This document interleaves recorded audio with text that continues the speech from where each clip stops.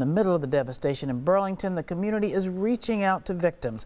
Corrine Zell is live in Burlington with how local groups are supporting those who have been affected by the floods. Corrine. Carol, the water that's still here is, of course, a major concern. But right now, people are in need of the basics: drinking water, food, and shelter.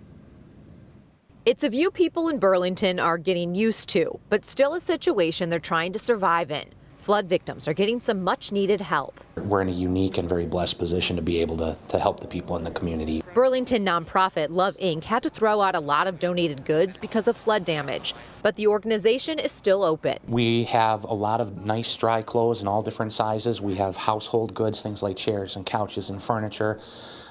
We're able to obviously help people with food. This couple struggles with severe health problems and says no AC makes it worse. We had a hard time making it through the night. Love Inc. hooked the family up with food and a couple nights in a hotel. Everybody in this town are wonderful. We all are sticking together. Patty Hansen is thrilled to charge her phone thanks to U.S. Cellular. What we're hoping is that they'll drop their phones off, go shopping, so we can charge it while they're shopping, and then we will send them home with a wall charger or a vehicle charger.